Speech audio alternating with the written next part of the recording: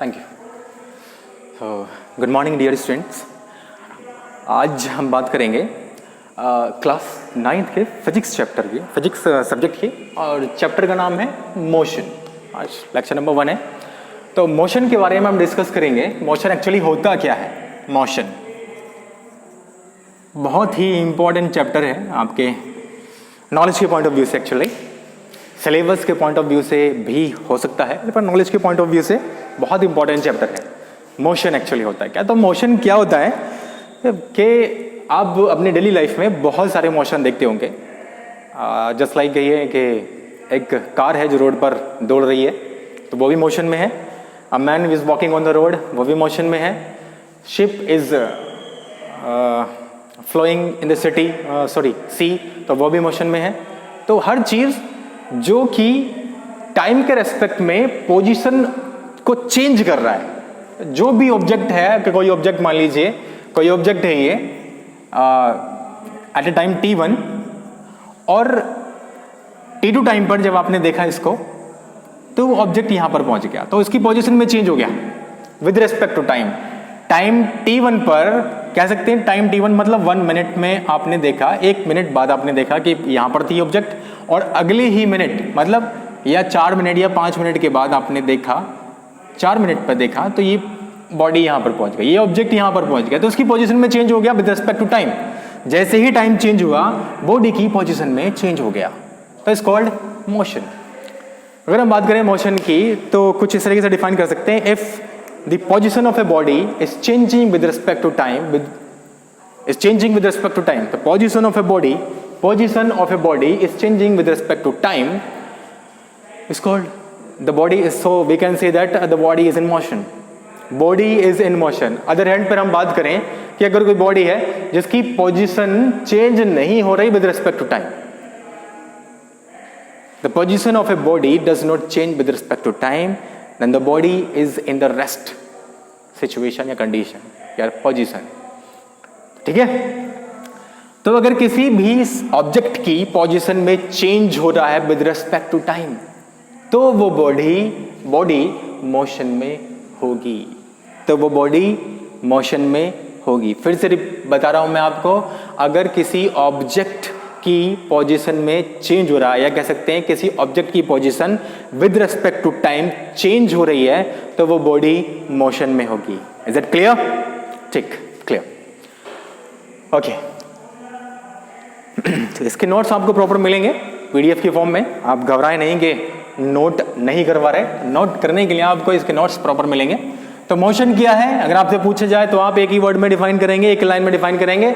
If the position of a body is changing with respect to time, then body is in motion, then body is in motion.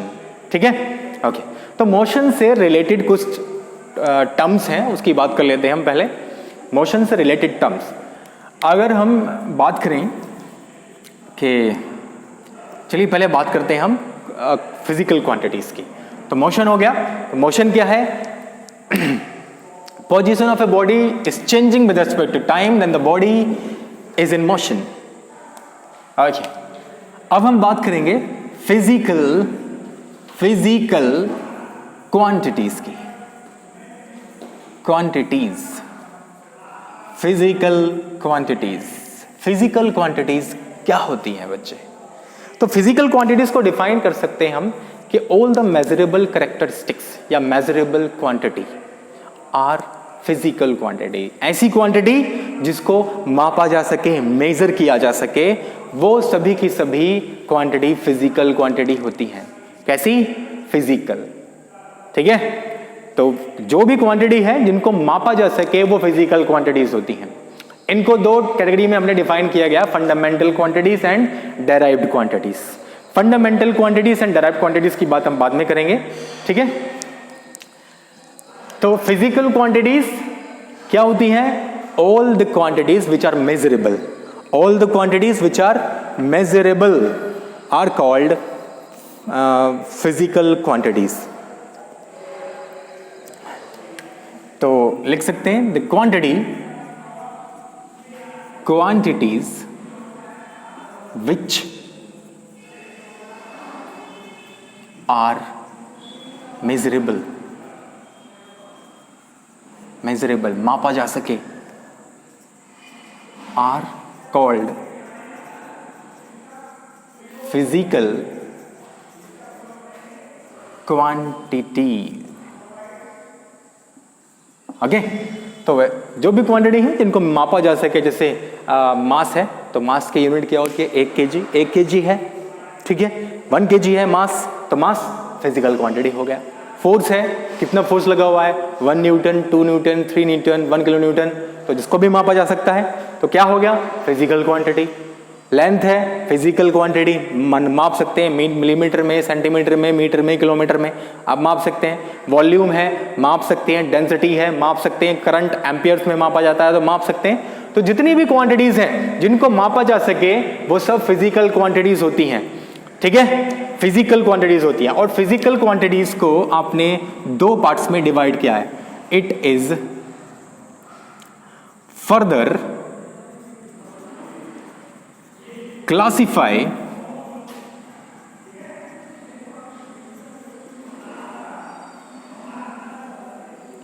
into 2 parts. One is scalar quantity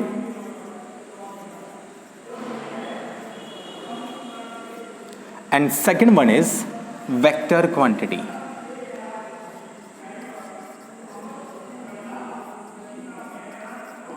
And second one is vector quantity. Scalar quantity and vector quantities. Scalar quantity and vector quantities. Fundamental और derive quantities वो अलग होती हैं, ठीक है।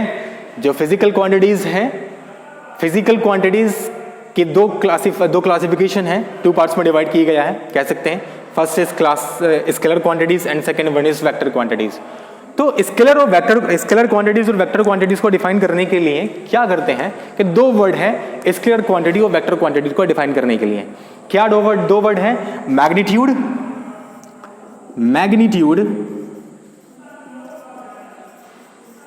And direction. In 2 word से physical quantities और vector quantity, scalar quantities और वेक्टर क्वांटिटीज को आप डिफाइन कर सकते हैं। 2 वर्ड हैं केवल, ठीक। तो scalar quantities and vector quantities, scalar quantities को बोलते हैं अदिश राशि, हिंदी की बात करें तो स्केलर क्वांटिटीज को बोलते हैं अदिश राशि। अदिश मतलब जिसकी दिशा नहीं है। वेक्टर क्वांटिटीज को बोलते हैं सदिश राशि, सदिश मतलब जिसकी दिशा है। और दिशा का मतलब है बेटा डायरेक्शन से, कह सकते हैं हम, डायरेक्शन से। तो इसको बोलते हैं अदिश राशि, मतलब दिशा नहीं होगी। इसको बोलते हैं सदिश राशि, वेक्टर क्वांटिटी को बोलते हैं सदिश राशि, मतलब दिशा भी होगी। तो बहुत ही सिंपल इसको डिफाइन करना। स्केलर क्वांटिटीज को डिफाइन करने के लिए आप क्या डिफाइन कर सकते हैं कि scalar quantities are those quantities which represent by the magnitude only. सिर्फ और सिर्फ मैग्नीट्यूड के द्वारा, जिन क्वांटिटीज को आप डिफाइन कर सकते हैं, रिप्रेजेंट कर सकते हैं, वो स्केलर क्वांटिटीज होती हैं। और जिन राशियों को डिफाइन करने के लिए मैग्नीट्यूड के साथ साथ डायरेक्शन की भी जरूरत होती है, उनको बोलते हैं वेक्टर क्वांटिटीज। जैसे कि हिंदी वर्ड है, मैं लिख देता हूं, इसको बोलते हैं अदिश। अदिश मतलब दिशा नहीं होती। इसको बोलते हैं सदिश, मतलब इसमें दिशा होती है। दिशा मतलब डायरेक्शन, दिशा मतलब डायरेक्शन। तो वेक्टर क्वांटिटीज को डिफाइन करने के लिए डायरेक्शन की भी जरूरत होती है, मैग्नीट्यूड की जरूरत तो दोनों को होती है। स्केलर क्वांटिटीज में भी, वेक्टर क्वांटिटीज में भी, दोनों में को डिफाइन करने के लिए मैग्नीट्यूड चाहिए, कंफर्म है मैग्नीट्यूड होगा ही, ठीक है। तो स्केलर क्वांटिटीज को डिफाइन करने के लिए सिर्फ मैग्नीट्यूड की आवश्यकता होती है, मैग्नीट्यूड की जरूरत होती है, डायरेक्शन की जरूरत नहीं होती। लेकिन जब आप वेक्टर क्वांटिटीज को डिफाइन करेंगे तो उसमें मैग्नीट्यूड के साथ साथ डायरेक्शन की जरूरत होती है। तो आपने क्या समझा ये कि स्केलर क्वांटिटीज और वेक्टर क्वांटिटीज दोनों को डिफाइन करने के लिए मैग्नीट्यूड तो चाहिए, मैग्नीट्यूड तो आपको चाहिए डिफाइन करने के लिए। स्केलर में सिर्फ मैग्नीट्यूड चाहिए, वेक्टर में मैग्नीट्यूड के साथ साथ डायरेक्शन भी चाहिए। सिंपल सी बात है, ओके। तो scalar quantities are those quantities which represents in magnitude only, या which represent by magnitude only, ठीक है, there is no need for the direction, कोई डायरेक्शन की जरूरत नहीं होती. Vector quantities are those quantities which represent by the magnitude and direction also. Vector quantities are those quantities which represent by the magnitude and direction also. Magnitude और direction दोनों की जरूरत होती है. Is that clear? ओके, ठीक. अब बहुत से कंफ्यूज रहते हैं बच्चे कि सर ये मैग्नीट्यूड क्या है, मैग्नीट्यूड है क्या, ये हमारे तो समझ में नहीं आया कुछ, आपने क्या बोल दिया है कि मैग्नीट्यूड है क्या है. तो मैग्नीट्यूड का मतलब है बच्चे किसी भी क्वांटिटीज के वैल्यू से, किसी भी क्वांटिटी की वैल्यू, फिजिकल क्वांटिटीज की कोई भी वैल्यू. जैसे फोर्स है 1 न्यूटन 10 न्यूटन, तो 10 newton is the magnitude of force. Mass है, मास 5 kg, तो 5 kg is the magnitude of mass. Is that clear? Force है, फोर्स इज 10 न्यूटन, तो 10 newton is the magnitude of force. Mass है 5 kg, तो 5 kg is the magnitude of mass. तो magnitude का क्या मतलब है, किसी भी क्वांटिटी के, किसी भी फिजिकल क्वांटिटीज की वैल्यू से, उसको बोलते हैं मैग्नीट्यूड. तो कंफ्यूज मत होइएगा, मैग्नीट्यूड एक्चुअली है क्या. क्लियर? ओके, ठीक. अगर हम बात करें जैसे स्केलर क्वांटिटीज की डेफिनेशन तो आपने मिली गई कि स्केलर क्वांटिटीज क्या होती है. Scalar quantities are those quantities which represent by the magnitude only, which represent by its magnitude only. सिर्फ मैग्नीट्यूड की जरूरत होती है. और vector quantities are those quantities which represent by the magnitude and direction also. ठीक है, which represent by the magnitude and direction also. Okay, तो कभी कभी एग्जाम में पूछ लेते हैं इसके एग्जाम्पल्स क्या होंगे. तो हम बात करें स्केलर क्वांटिटी की, तो स्केलर क्वांटिटीज ऐसे क्वांटिटीज जिसमें सिर्फ मैग्नीट्यूड की आवश्यकता होती है. फॉर एग्जांपल जैसे कि मास है 5 kg, मास है 5 kg, तो मास है 5 kg, तो इसे डिफाइन करने के लिए सिर्फ इसके मैग्नीट्यूड की जरूरत होती है, मास की डायरेक्शन की जरूरत होती है कि मास इस डायरेक्शन में लगा हुआ है, इस डायरेक्शन में लगा हुआ है. ठीक, तो अगर हम स्केलर क्वांटिटीज के एग्जाम्पल की बात करें तो वो होगा mass comma length comma area comma current. अच्छा, करंट छोड़िए अभी आप, करंट. ठीक, डेंसिटी वॉल्यूम. और आगे बात करें हम तो आगे बहुत सारे एग्जाम्पल्स हैं ऐसे. बात कर लेते हैं अभी. वर्क है, वेट है, स्पीड है, work weight, speed and etcetera, और बहुत सारे. एक और है डिस्टेंस. और वेक्टर क्वांटिटीज की एग्जांपल्स की हम बात करें तो फोर्स है, क्योंकि फोर्स को डिफाइन करने के लिए जब भी हम फोर्स लगाएंगे तो 2 न्यूटन का लगाना है, 100 न्यूटन का लगाना है, 2 किलो न्यूटन का लगाना है, तो उसके साथ साथ दिशा की भी जरूरत पड़ती है कि किस दिशा में आप फोर्स लगा रहे हैं. ठीक, डिस्टेंस,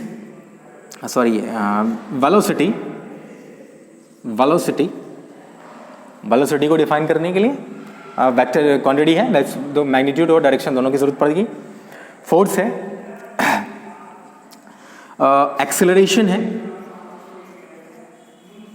एक्सेलरेशन कमा डिस्प्लेसमेंट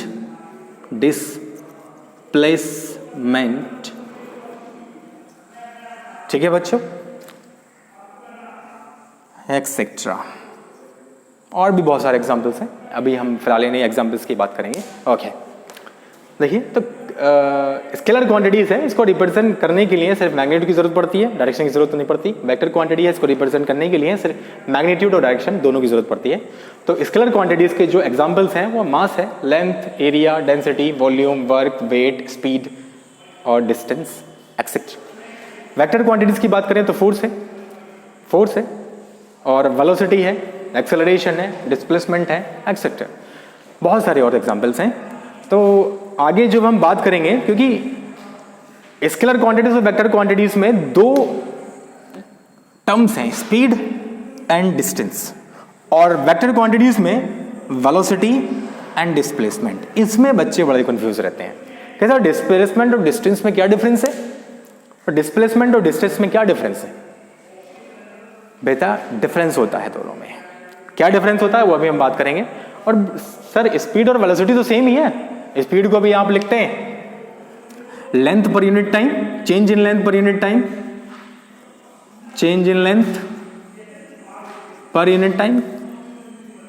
ये यूनिट टाइम में लेंथ में कितना चेंज हो गया वो स्पीड है, और वेलोसिटी भी क्या है, वेलोसिटी भी यही है, change in length per unit time. तो इनमें दोनों में डिफरेंस क्या है, डिफरेंस है बेटा। तो इन दोनों की बात करेंगे हम। सबसे पहले बात करेंगे डिस्टेंस एंड डिस्प्लेसमेंट की, एंड फिर बात करेंगे हम स्पीड और वेलोसिटी की। ठीक है, ओके। तो सबसे पहले बात करते हैं हम डिस्टेंस एंड डिस्प्लेसमेंट की। तो इसे रफ कर देता हूं मैं। डिस्टेंस एंड डिस्प्लेसमेंट की बात करने से पहले इसे मैं रफ कर देता हूं। ओके, ठीक।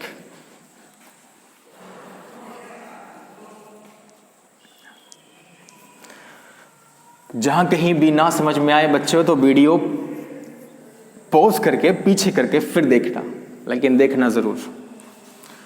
जितनी भी पॉसिबिलिटी आपको समझाने के लिए वो मैं कर रहा हूं। ओके, अब बात करेंगे हम डिस्टेंस एंड डिस्प्लेसमेंट। क्या होता है डिस्टेंस एंड डिस्प्लेसमेंट? जबकि डिस्टेंस आपने कहा सर ये स्केलर क्वांटिटी है, उसी को कह दिया आपने, और डिस्प्लेसमेंट को कह दिया आपने सर वेक्टर क्वांटिटी है। पर क्या डिफरेंस है, कर देना। Okay,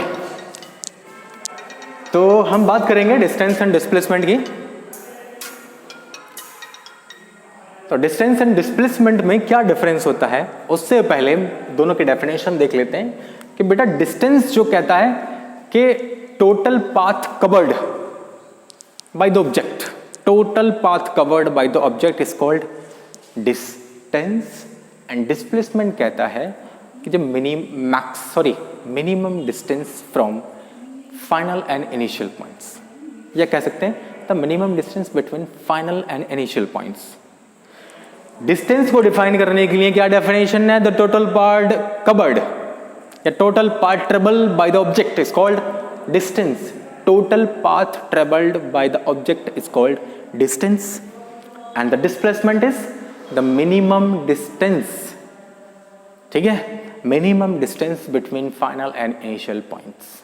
minimum distance between final and initial point is called displacement. अब इसको समझते हैं कि होता क्या है दोनों चीजें ही।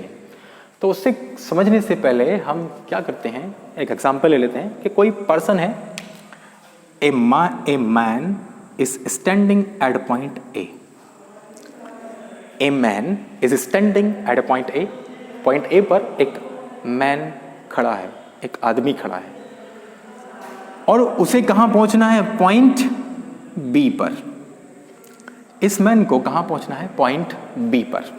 ओके, फॉर एग्जाम्पल, तो first of all the man which is standing at point A, he is traveling like that. This is point C and is covered 5 meter distance. Point C तक पहुंचा, 5 मीटर डिस्टेंस कवर किया। उसके बाद point D पर पहुंचा, 10 metre distance covered किया। उसके बाद पॉइंट बी पर पहुंचा, 7 मीटर कवर्ड किया। तो यहां से चला एक बंदा, एक आदमी, एक मैन यहां से चला, पॉइंट ए से पॉइंट बी पर पहुंचा, और उसने कितना पाथ कवर किया, AC, DC एंड BD या DB। ठीक है, तो कितना कवर किया? A से B तक पहुंचने में AC plus DC plus DB कितना है? 5 plus 10 plus 7 is equals to 22 meter. 22 meter total path covered किया एक बंदे ने A से B तक पहुंचने में। ठीक है, लेकिन पहुंचा कहां वो? B पॉइंट पर। तो अगर A से और B तक की मैं दूरी निकाल लूं, सपोज कीजिए 12 मीटर है, 12 मीटर। अब समझिए जरा डिस्टेंस क्या है? तो total part covered by the object, by the man. Object यहां पर क्या है? मैन है। मैन ही तो चलना शुरू किया, A से C तक पहुंचा, C से D पहुंचा, D से B पहुंचा। ओके, तो total part covered by the man, कितना पार्ट कवर किया उसने? 5 मीटर, 10 मीटर ये 15 हो गया, और 7 मीटर ये 22 मीटर। तो ये होगी क्या? डिस्टेंस। ओके, ये होगी डिस्टेंस। और A से B तक डिस्प्लेसमेंट क्या कहता है? The minimum distance between initial and final point, final position. Initial और फाइनल पोजीशन के बीच में जितनी भी मिनिमम डिस्टेंस होगी वो डिस्प्लेसमेंट होगा। तो इनिशियल पॉइंट क्या है? A, फाइनल पॉइंट क्या है? B। ये कह सकते हो इनिशियल पोजीशन A है, फाइनल पोजीशन B है। इन दोनों के बीच में जो मिनिमम डिस्टेंस होगी, मिनिमम डिस्टेंस जो भी दूरी होगी इन दोनों के बीच में, एक तो दूरी ये है 22 मीटर, एक दूरी ये है 12 मीटर। A से B के बीच में डायरेक्टली चले जाइए आप। ठीक है, कितनी है? 12 मीटर। तो ये जो 12 मीटर है, 12 मीटर है, इज कॉल्ड डिस्प्लेसमेंट। आपने कहा ठीक है सर, डिस्प्लेसमेंट समझ में आ गया, डिस्टेंस समझ में आ गया, लेकिन एक वेक्टर क्वांटिटी, एक स्केलर क्वांटिटी। आपने कहा ये vector quantity, sorry scalar quantity है, आपने कहा ये वेक्टर क्वांटिटी है। ठीक, इसको समझते हैं कि स्केलर क्वांटिटीज को डिफाइन करने के लिए सिर्फ मैग्नीट्यूड की जरूरत होती है, डायरेक्शन की जरूरत नहीं होती। जबकि डिस्टेंस भी तो A से B तक पहुंचे, इस डायरेक्शन में चले, फिर A से C तक पहुंचे, इस डायरेक्शन में चले, फिर C से D इस डायरेक्शन में चले, फिर D से B इस डायरेक्शन में चले। ठीक, ओके। तो एक पॉइंट और जोड़ लीजिए कि जब भी हम डिस्टेंस को डिफाइन करेंगे तो डिस्टेंस किसी भी डायरेक्शन में चली गई दूरी होती है, किसी भी डायरेक्शन में चली गई दूरी होती है। लेकिन डिस्प्लेसमेंट जो है ना, वो बेटा एक पर्टिकुलर डायरेक्शन में जाती है, एक पर्टिकुलर। जैसे डिस्टेंस जब आपने निकाली तो A से C तक पहुंचने में ये ऊपर की तरफ डायरेक्शन गया, फिर C से D तक पहुंचने में ये राइट की तरफ गया, फिर D से B तक पहुंचने में ये डाउनवर्ड गया। तो किसी भी डायरेक्शन में चल रहा है, किसी भी डायरेक्शन में, इसका डायरेक्शन कोई फिक्स नहीं है, तो इसीलिए इसको स्केलर कहा गया है। जबकि डिस्प्लेसमेंट जो है वो A से B तक पहुंचने में एक पर्टिकुलर डायरेक्शन है, फाइनल पोजीशन और इनिशियल पोजीशन के बीच में एक पर्टिकुलर डायरेक्शन आपको मिलेगा, लाइक दैट। तो इसीलिए कहा गया है इसको displacement. Is that clear? Okay, अब डिस्टेंस एंड डिस्प्लेसमेंट हो गया। अब बात करते हैं हम स्पीड एंड वेलोसिटी की, स्पीड एंड वेलोसिटी की। ठीक है, तो स्पीड एंड वेलोसिटी को डिफाइन करने के लिए मुझे रफ करना पड़ेगा, तो आप इसे वीडियो पॉज करके नोट कर सकते हैं।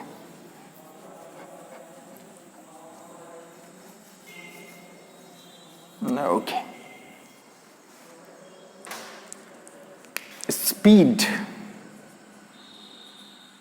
Speed and velocity. Okay, speed and velocity. Speed क्या है? Scalar quantity. Scalar quantity. और वेक्टर क्या है? वेलोसिटी क्या है? Vector quantity. ओके, इसको डिफाइन करते हैं हम। 1 मिनट रुकिएगा बच्चों, पानी का।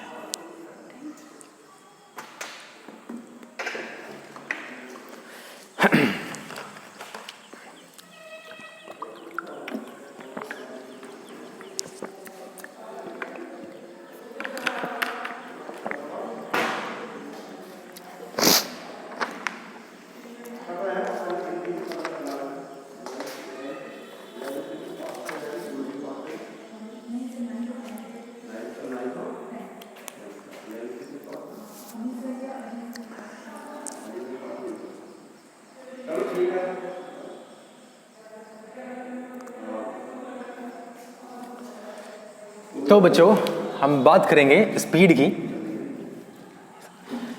की बात करेंगे और वेलोसिटी की बात करेंगे। तो स्पीड जो है वो स्केलर क्वांटिटी है और वेलोसिटी जो है वो वेक्टर क्वांटिटी है। तो बात करते हैं अब स्पीड को डिफाइन करने के लिए क्या होता है और वेलोसिटी को डिफाइन करने के लिए क्या होता है कि चेंज इन लेंथ या length covered per unit time interval, या कह सकते हैं distance length covered per unit time, या change in length per unit time या time interval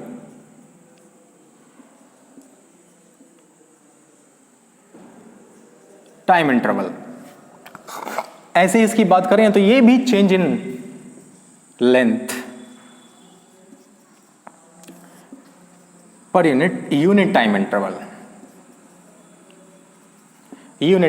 change in length unit time interval. आगे ओके, तो जब स्पीड की बात करेंगे तो चेंज इन लेंथ क्या है बच्चे, क्या है डिस्टेंस, और जब हम वेलोसिटी की बात करेंगे तो चेंज इन लेंथ क्या है डिस्प्लेसमेंट।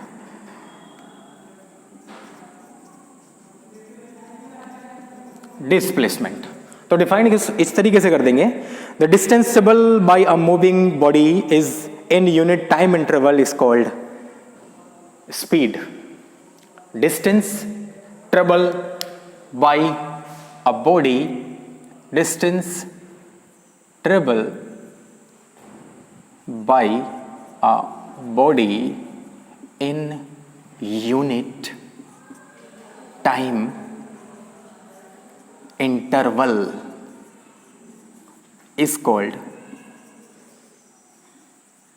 speed। और हम अगर वेलोसिटी की बात करेंगे तो displacement of the object,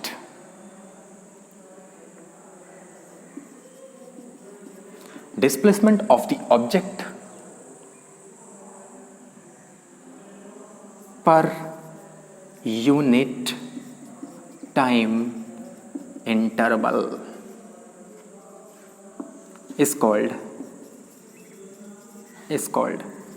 velocity। ठीक है, तो वेलोसिटी वेक्टर क्वांटिटी है, डिस्प्लेसमेंट भी एक वेक्टर क्वांटिटी है, इसलिए वेलोसिटी की जो डेफिनेशन में डिस्प्लेसमेंट आएगा, और स्पीड जो है एक स्केलर क्वांटिटी है और डिस्टेंस भी एक स्केलर क्वांटिटी है। तो स्पीड को डिफाइन करने के लिए आप डिस्टेंस का यूज करेंगे और वेलोसिटी को डिफाइन करने के लिए आप डिस्प्लेसमेंट का यूज करेंगे। तो डिस्टेंस पर यूनिट टाइम, तो स्पीड कह सकते हैं कि speed is equals to distance per unit time, unit time interval is called speed, और velocity is displacement per unit time interval. Unit time interval में जितना डिस्प्लेसमेंट चला the ratio is called velocity, और unit time interval जितनी भी distance covered की the ratio is called speed. Unit की बात करें हम तो डिस्टेंस की यूनिट होती है मीटर, मिलीमीटर, और टाइम की होती है सेकंड। ठीक है, तो मीटर पर सेकंड। ओके, और यहां पर भी डिस्प्लेसमेंट मीटर और टाइम सेकंड, तो मीटर पर सेकंड। यूनिट जो है बच्चों वो सेम रहेगी। ठीक है, यूनिट सेम रहेगी। बाकी जब स्पीड को डिफाइन करेंगे आप तो distance per unit time interval, और जब वेलोसिटी को डिफाइन करेंगे आप तो displacement per unit time interval is called velocity. Unit दोनों की सेम रहेगी, मीटर पर सेकंड एंड मीटर पर सेकंड। क्लियर? तो दो चीजें कंफ्यूजन क्लियर हो गया होगा, एक डिस्टेंस एंड डिस्प्लेसमेंट क्या होता है, ठीक, और एक स्पीड और वेलोसिटी क्या होती है। ठीक है, तो आज के लिए इतना ही काफी है। मिलते हैं नेक्स्ट वीडियो में।